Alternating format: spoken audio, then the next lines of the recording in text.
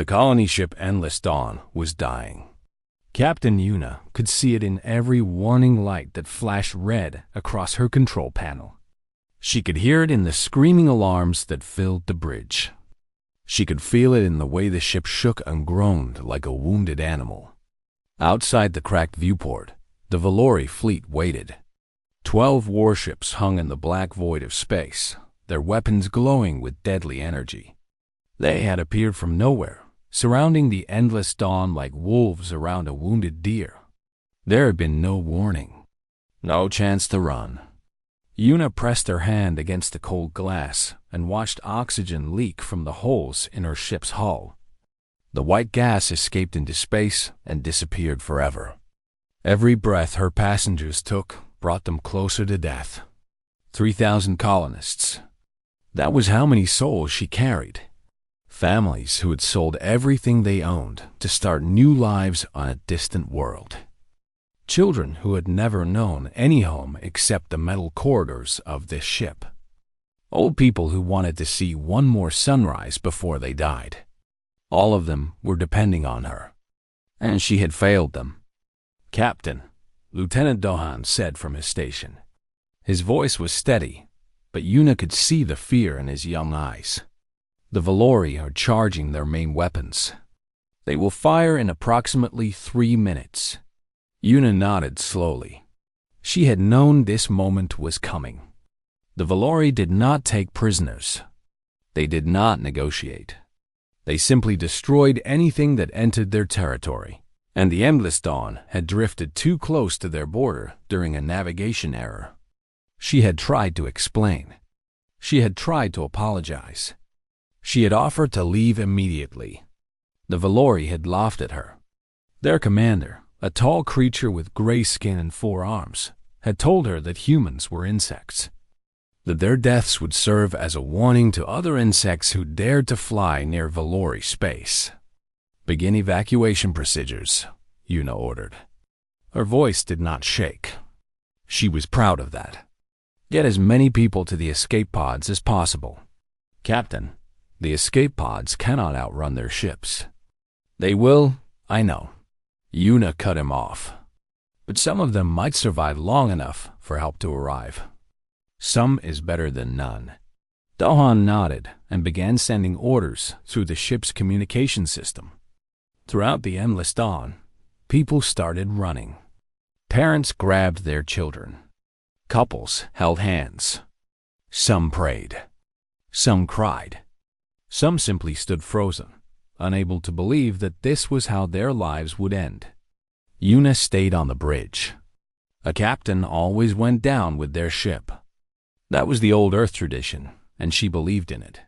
She had brought these people into danger. The least she could do was die with them. 2 minutes. She closed her eyes and thought about her home. A small apartment in the city of Bizin, back on old Earth.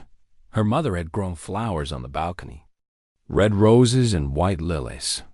Yuna could almost smell them now. 1 minute. Then something strange happened. A new signal appeared on the sensor screen. Something was coming out from behind the gas giant that dominated this star system. Something big. "Captain!" Dawn shouted. "Unknown vessel approaching." It's huge." Yuna opened her eyes and looked at the screen. The ship that emerged from the planet's shadow was unlike anything she had ever seen. It was ancient. That was the only word for it. The hull was covered with dust and small rocks from centuries of drifting through space. The metal was scarred and pitted from countless impacts. It looked like a ghost ship, something that should have been dead long ago. But it was moving. Slowly, deliberately, the ancient vessel placed itself between the Endless Dawn and the Valori fleet. "What is that thing?" Yuna whispered. Before anyone could answer, a transmission came through. The voice was strange, musical, like wind chimes in a storm. "Human vessel. We remember." The bridge crew looked at each other in confusion. Dohan quickly searched through the ship's database, trying to identify the unknown vessel. When he found the answer, his face went pale. "Captain, It's the Mirathi. Una felt her heart stop. The Mirathi. Every human child learned about them in school. They were a peaceful species who had traveled the stars for thousands of years.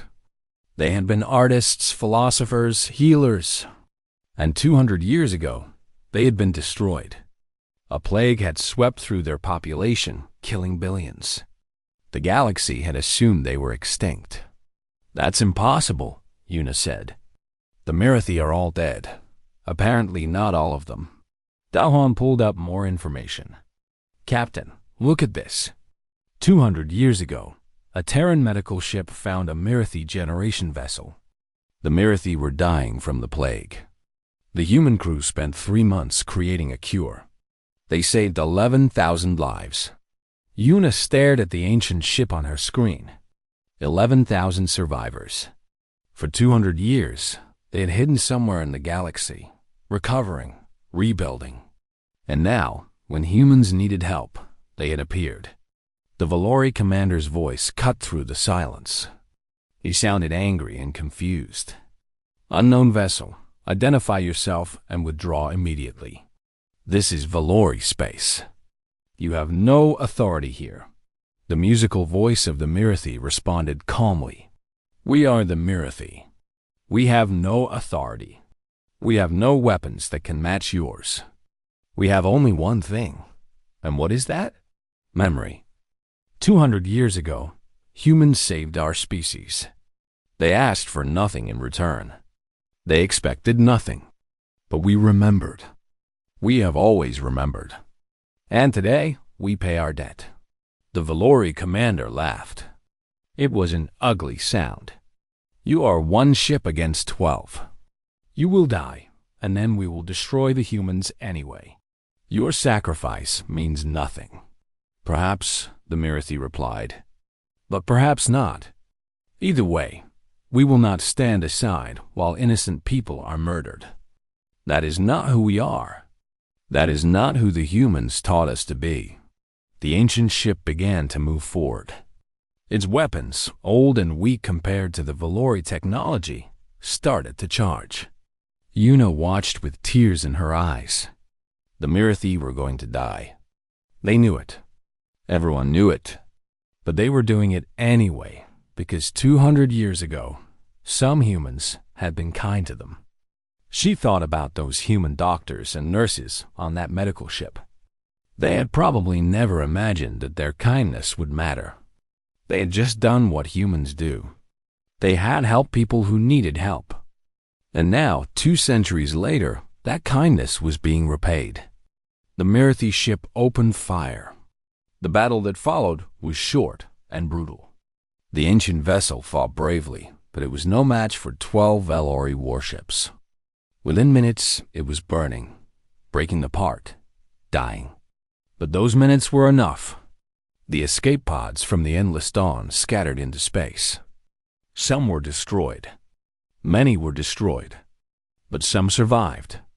200 people made it to safety before the Valori finally finished their massacre. Una was not among the survivors. She died on her bridge, watching the Mirathi ship burn, whispering a thank you to people she had never met.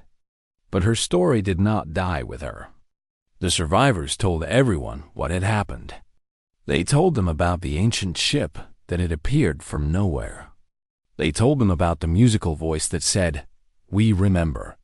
And when the story reached Terran High Command, something changed in the hearts of humanity. Something cold and hard and very, very patient. The Valori had laughed while the Mirathi burned. They would not be laughing for long. Admiral Taihi sat alone in her office, reading the same report for the 10th time. The words had not changed. 3,000 dead. The endless dawn destroyed. The Mirathi ship, their last ship, burned to ash in the void.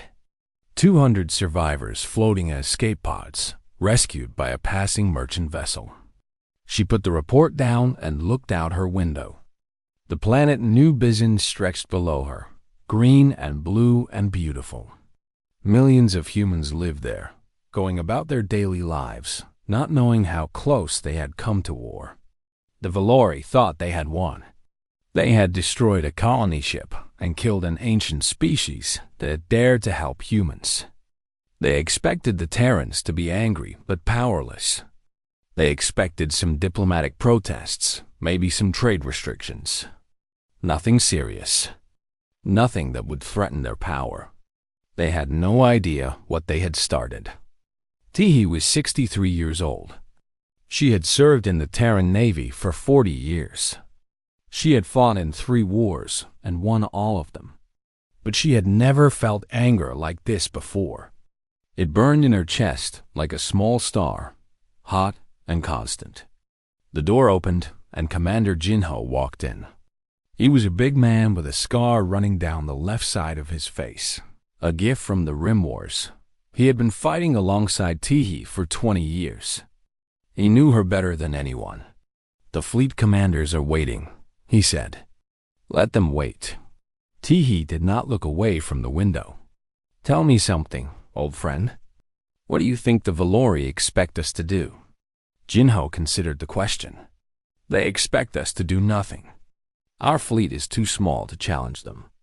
They control 17 star systems. They have 3 times as many ships as we do. Any direct attack would be suicide." "Yes." Tihi finally turned to face him.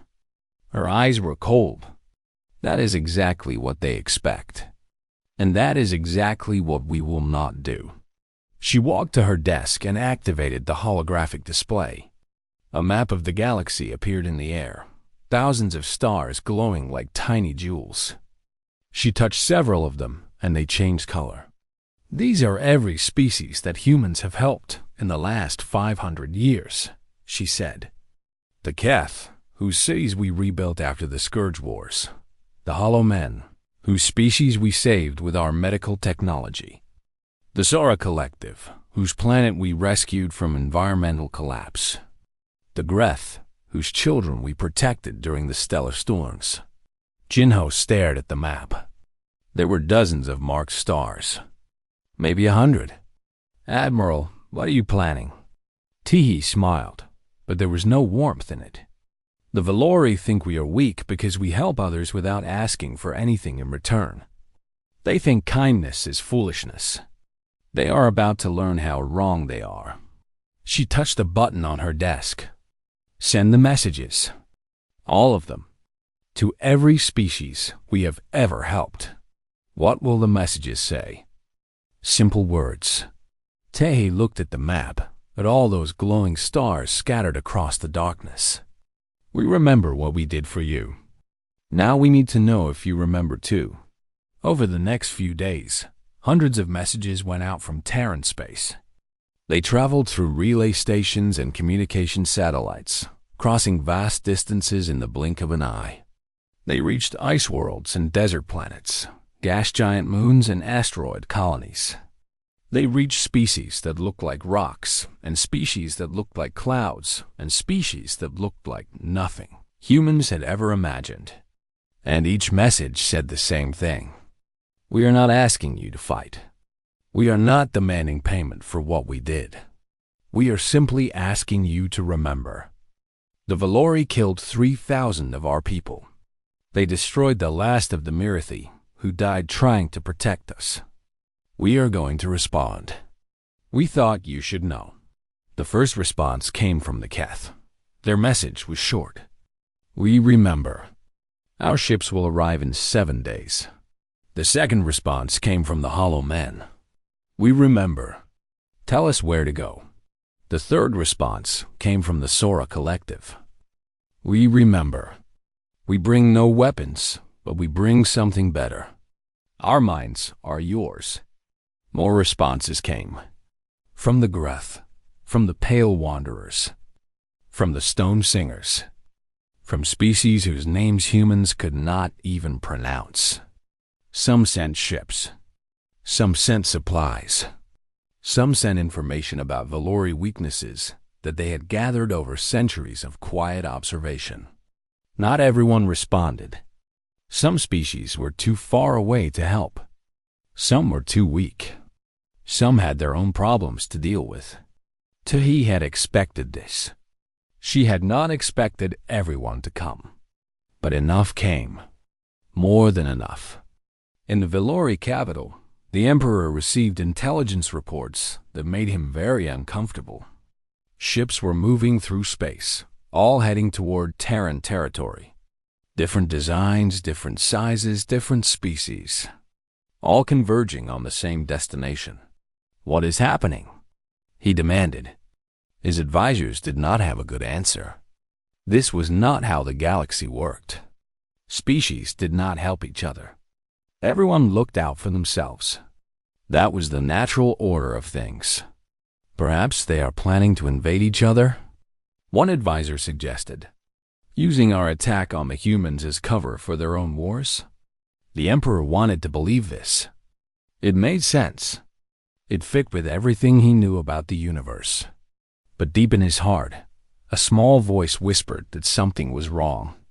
Something was changing. The humans had done something that the Vellori had never considered possible. They had asked for help, and they had received it. Back on New Bizin, Tehi watched the reports come in.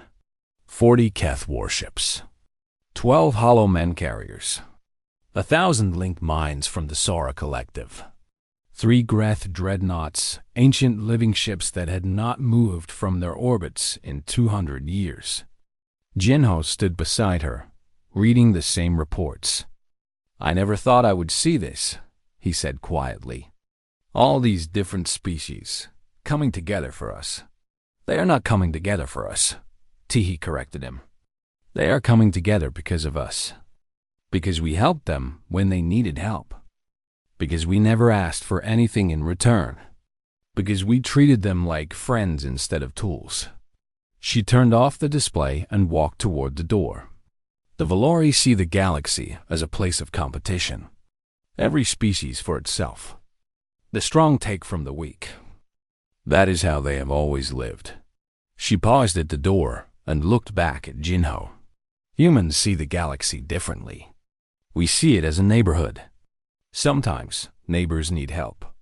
Sometimes they need a cup of sugar. Sometimes they need someone to watch their children. And sometimes, when bad people come to hurt them, they need someone to stand beside them and fight. Jinho nodded slowly. "And what do we get in return?" Tehi smiled. This time, there was warmth in it. "We get neighbors who will do the same for us. We get a galaxy that is a little less dark and a little less cold. We get to be the kind of species we want to be." She opened the door. "Assemble the fleet commanders. It is time to plan our response." As she walked down the corridor toward the war room, Tehi thought about Captain Yuna and the 3,000 people who had died on the Endless Dawn. She thought about the Mirithi, who had sacrificed everything to buy a few extra minutes for strangers. She thought about the Vellori, who were probably still laughing about their easy victory. The laughing would stop soon. Humans had a saying, one that Tehi had learned from her grandmother. "The best revenge is living well." But humans had another saying too, one that was older and darker. "What goes around comes around." The Vellori were about to learn what that meant. The Keth were the first to arrive. Their ships emerged from slipspace in perfect formation, 40 crystalline vessels that glittered like diamonds against the stars.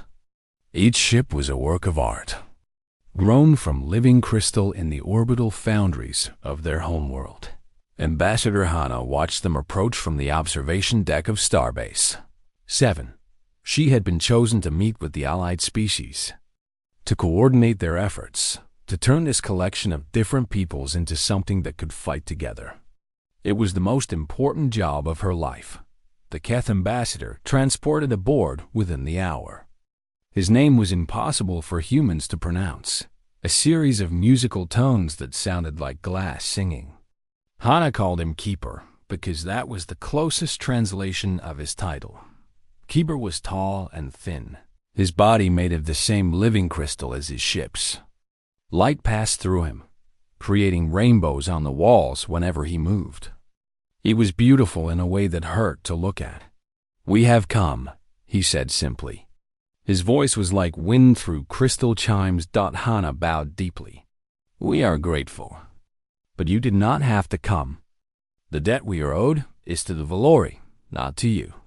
This is not your fight. Keeper made a sound that might have been laughter. You humans, always so humble, always pretending that your kindness was nothing special. He moved closer to the window and looked out at his fleet. 60 years ago, my world was burning.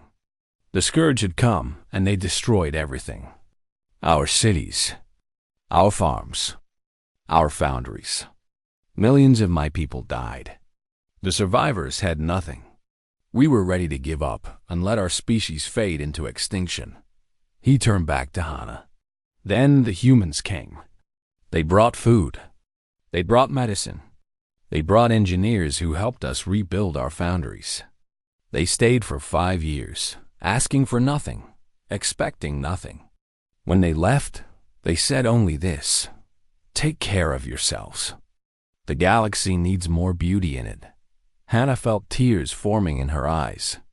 She had read about the Keth relief mission in history books, but hearing it from someone who had lived through it was different. We never forgot, Keeper continued. Every crystal ship we build with techniques your engineers taught us. Every child born on our world owes their life to your medicine. This is not about debt, Ambassador. This is about family, and family helps family. Before Hana could respond, alarms began to sound. More ships were arriving. The Hollow Men came next. Their vessels were strange, half metal and half flesh.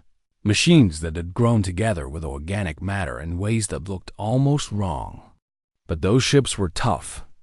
They could take damage that would destroy any normal vessel and keep fighting. The Hollow Men themselves were even stranger. Once, they had been a species of pure biology, soft and fragile and dying. A disease had attacked their bodies, destroying them from the inside. Terran doctors had developed a radical solution: mechanical implants that replaced the failing organs. The procedure had saved the species, but it had also changed them forever. Now they were something new. Not quite alive. Not quite machine. Something in between. Their leader, a being called First Voice, met with Hana in a conference room. Half of his face was smooth metal. The other half was scarred flesh. One eye glowed with artificial light. The other was a deep, natural brown. We brought 12 carriers, First Voice said.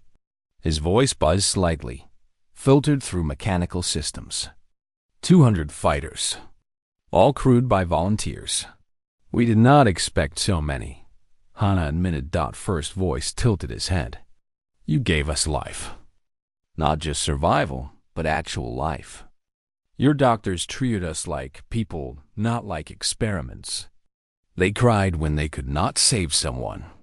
They celebrated when they could. He touched the metal half of his face.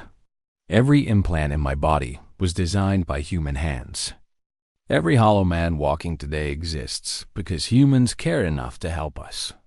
When we heard what the Valori did, there was no discussion.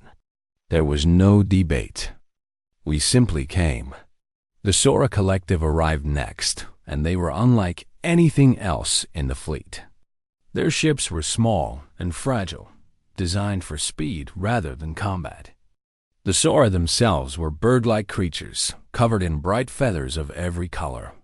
They were beautiful and delicate and completely useless in a fight, but they had brought something more valuable than weapons.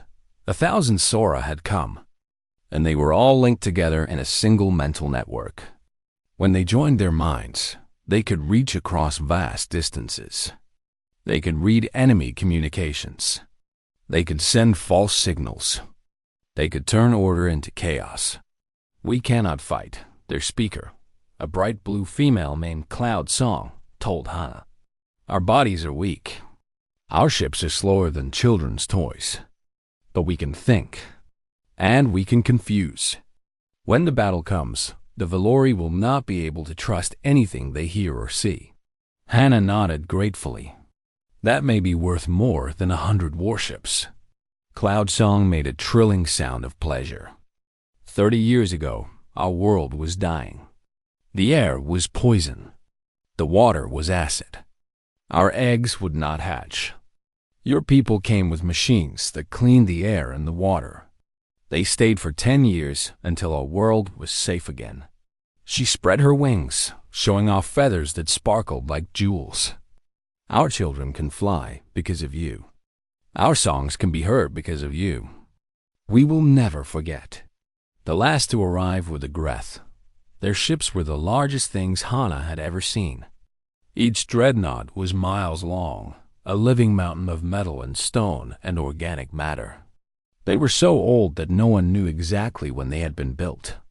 Some said they were older than most civilizations. The Greth themselves were equally ancient. Massive creatures of rock and crystal, they moved slowly and spoke even slower. They had seen empires rise and fall. They had watched stars be born and die. They had sworn long ago to never fight again, but they had come. Their elder, a being so old that his name had been forgotten even by his own people, spoke with Hana through a translation device. His voice was like an earthquake, deep and powerful. "We do not fight," he said. "We have not fought in 1,000 years. War is for young species who have not learned its cost." Hana felt her heart sink. "Then why are you here?" The elder was silent for a long moment. When he spoke again, his voice was softer. 500 years ago, a storm of stellar fire swept through our nursery worlds. Our young were helpless. They could not move fast enough to escape. We called for help, but no one came. No one except the humans. He shifted his massive body, and the station trembled. Your ships were tiny. Your people were fragile. The stellar fire could kill them in seconds. But they came anyway. They rescued 10,000 of our young and carried them to safety. 14 human ships were destroyed. 87 humans died. And when we tried to thank them, they said only this: "Children are precious." All children. The elder looked directly at Hana with eyes that had seen centuries pass. We swore never to fight again. But we also swore never to forget those who protected our children. The Valori have attacked the people who saved our young. This we cannot ignore. He stood to his full height, towering over everything. We will not fight, but we will stand between your people and harm. Our bodies are strong. We can absorb weapons that would destroy your ships. Let the Valori break themselves against us while you do what must be done. Hana looked at him, at all of them, at this impossible alliance of species that had nothing in common except one thing. Humans had helped them long ago, and they had never forgotten. She thought about the Valori, confident in their power, laughing at the humans they had killed.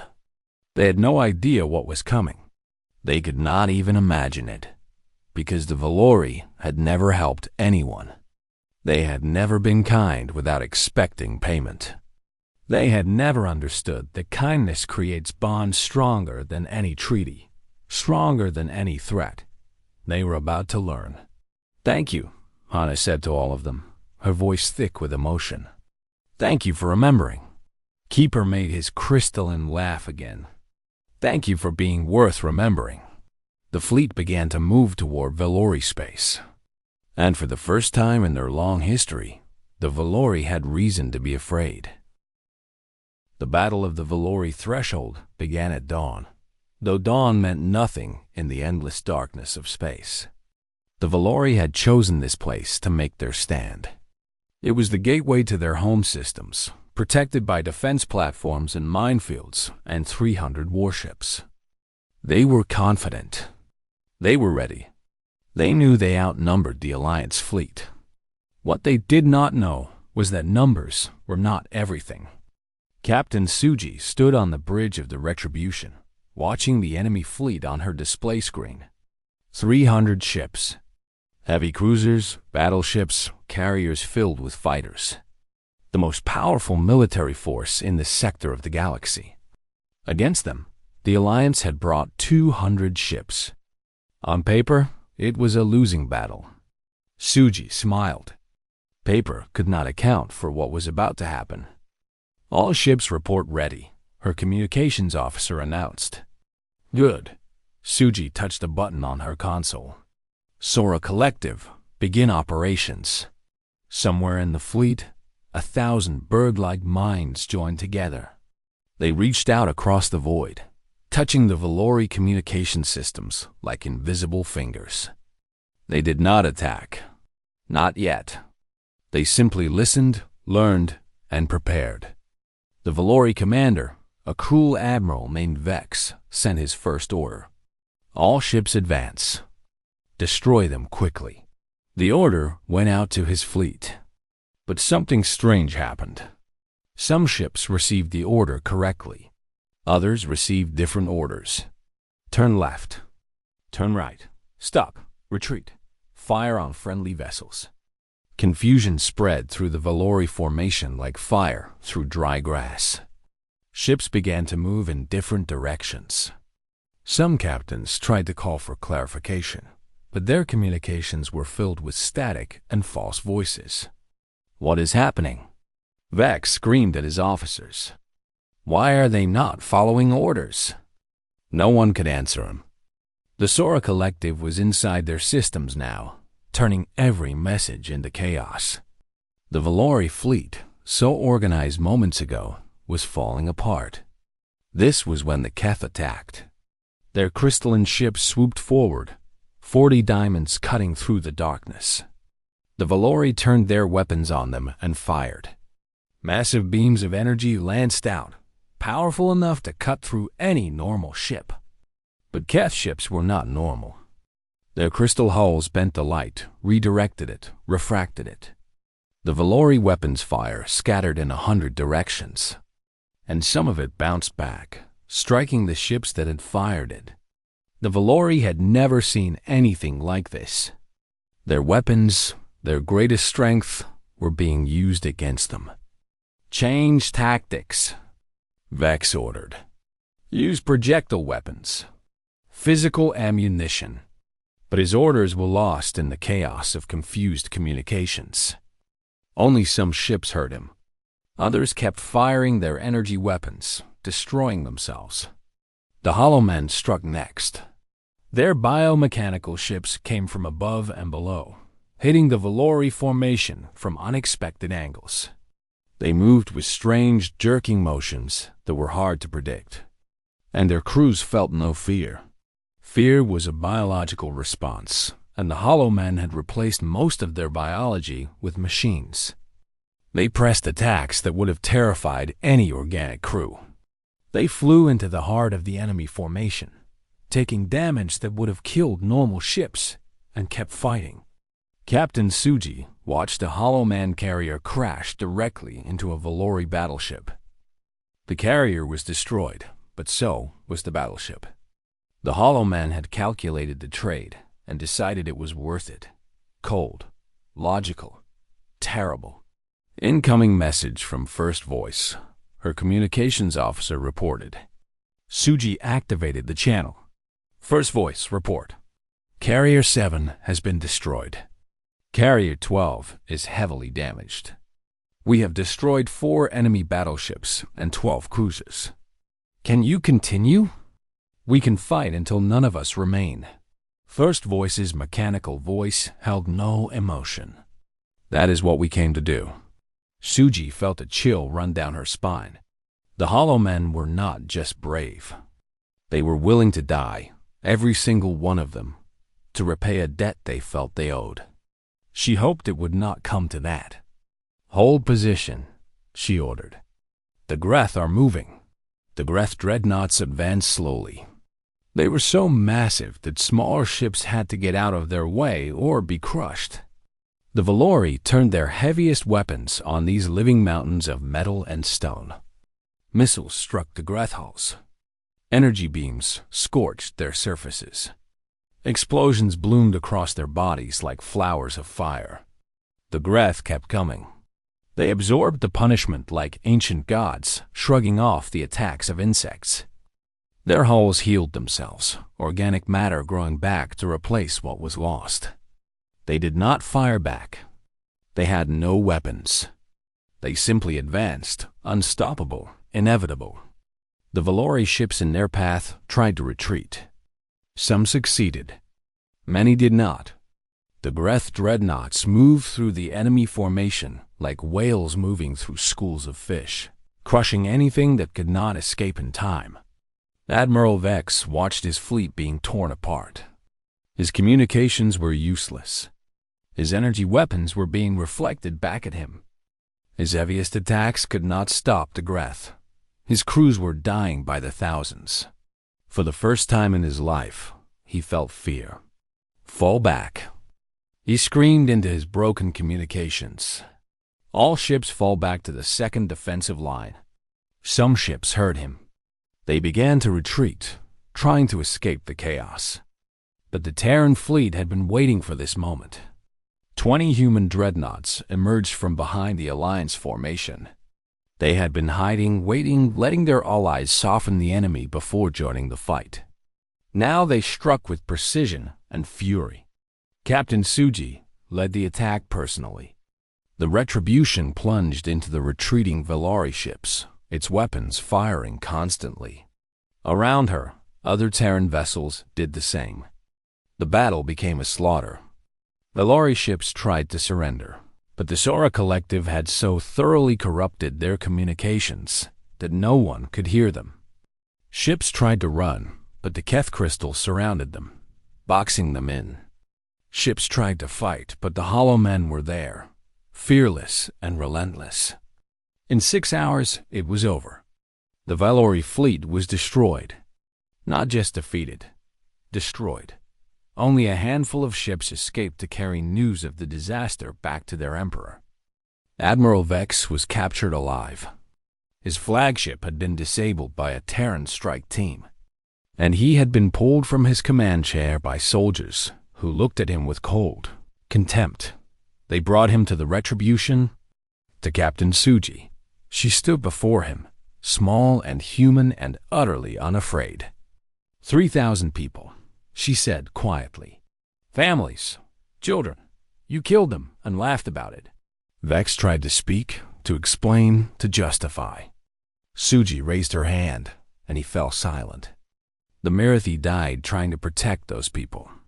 A whole species sacrificed because you thought humans were weak. Because you thought kindness was foolishness. She stepped closer to him. We are not weak. We have never been weak.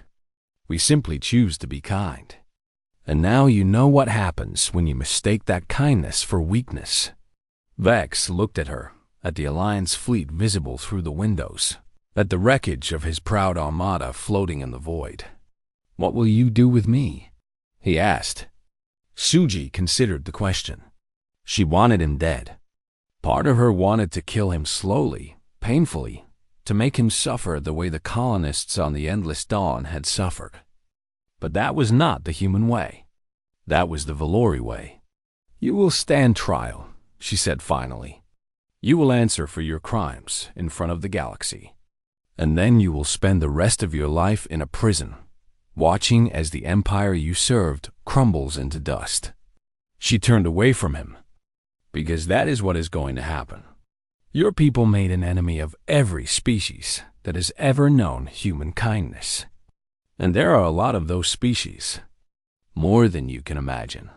The guards took Vex away. Suji stood alone on the bridge, looking out at the stars. They had won. The Valori fleet was gone. But this was not the end. This was just the beginning. The Emperor still sat on his throne.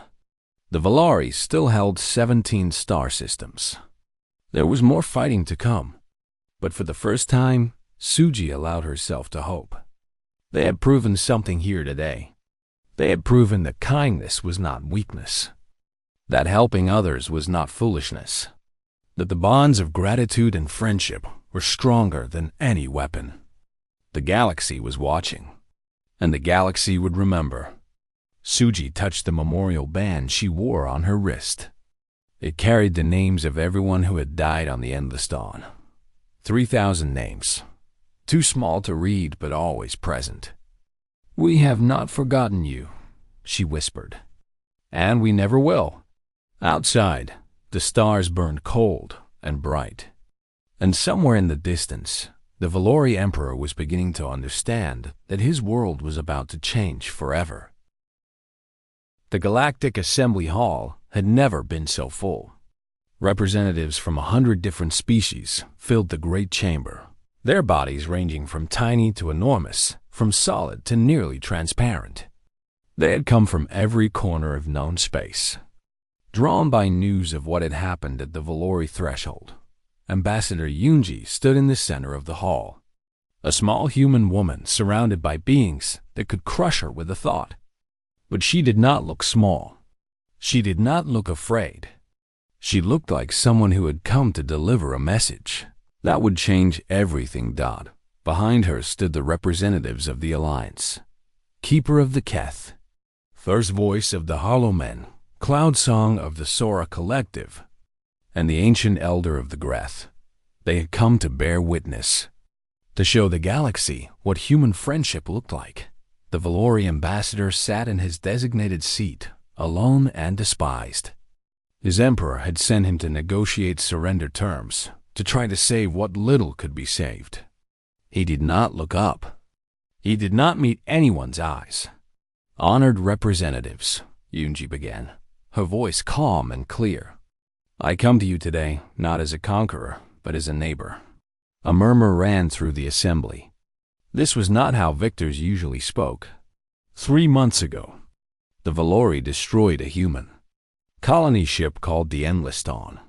3,000 people died. Families, children, elderly people who had worked there, whole lives for the chance to see a new world. She paused, letting the weight of those words settle. The Valori laughed. They called us insects. They believed that killing us would serve as a warning to other insects who dared to exist near their precious borders. The Valori ambassador shrank deeper into his seat. They were wrong. Yunji turned slowly, looking at each section of the assembly in turn. What the Valori did not understand, what they could never understand, is that humans are not alone. We have never been alone.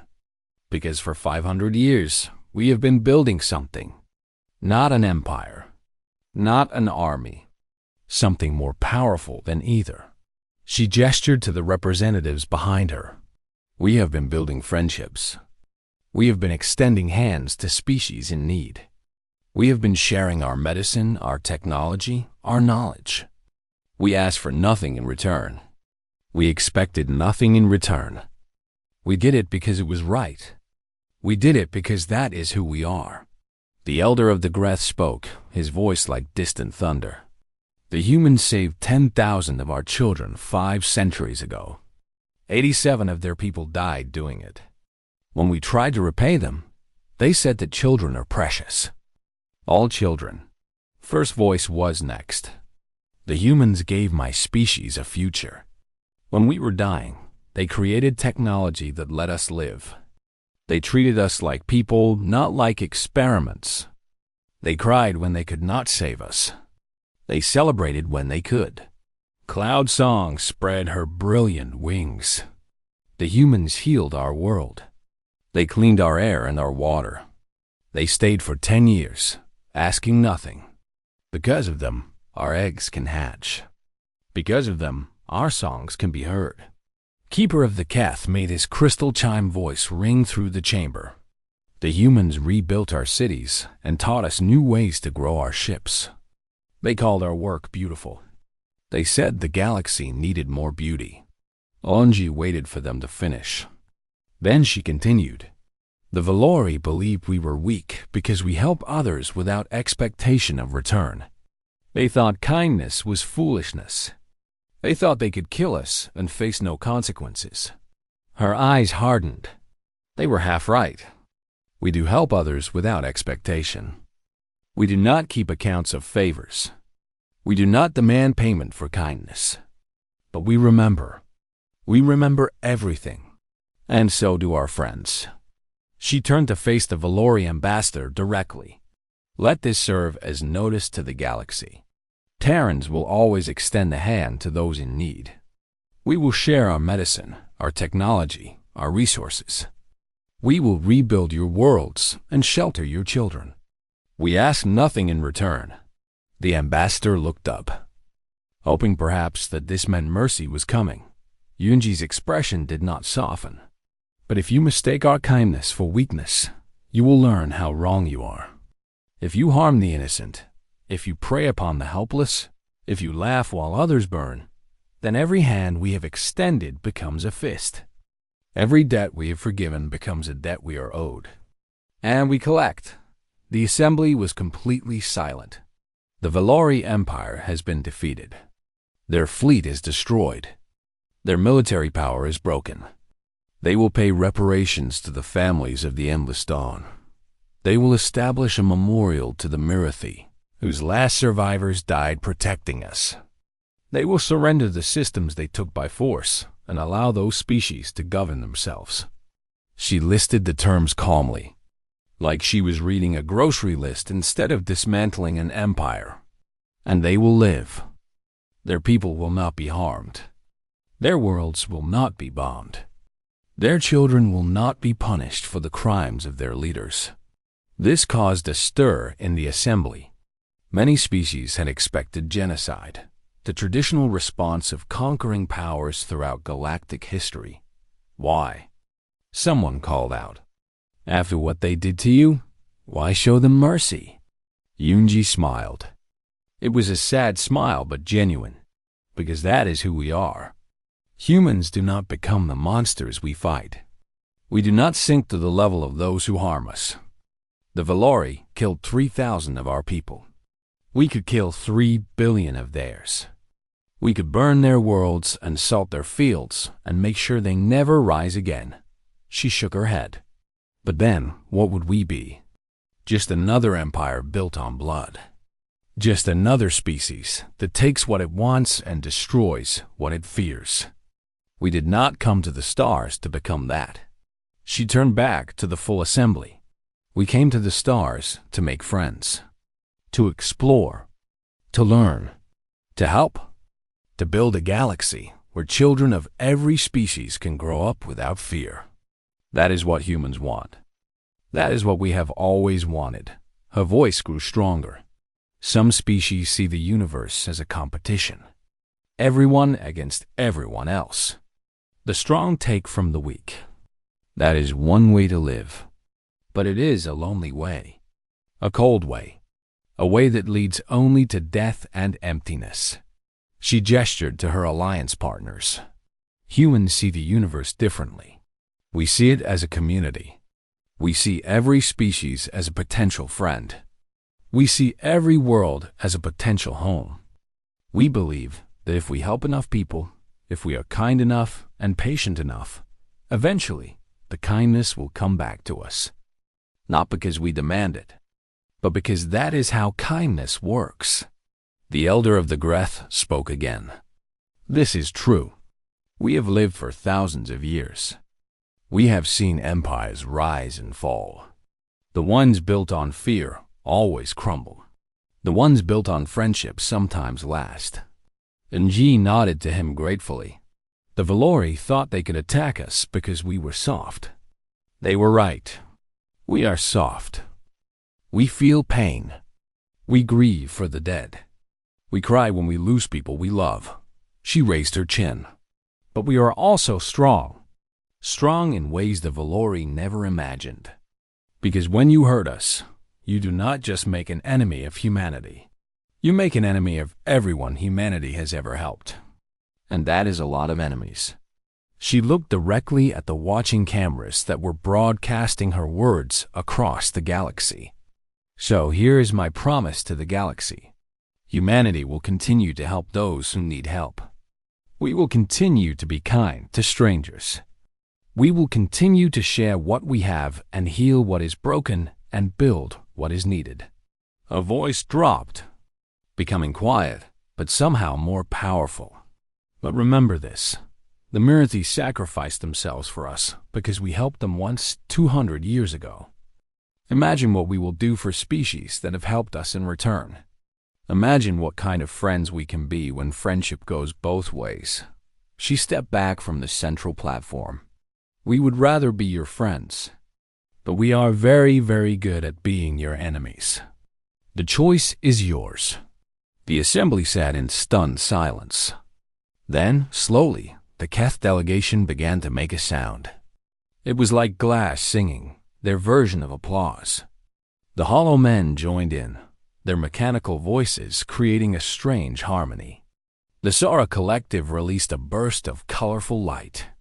The Greth simply stood, which for them was a mark of highest respect. One by one, other delegations joined. Species that had never spoken to humans before. Species that had kept their distance, uncertain whether the stories about human kindness were really true. Now they knew. The Valori ambassador sat alone, surrounded by beings who were celebrating the end of his empire. But he was not killed. He was not tortured.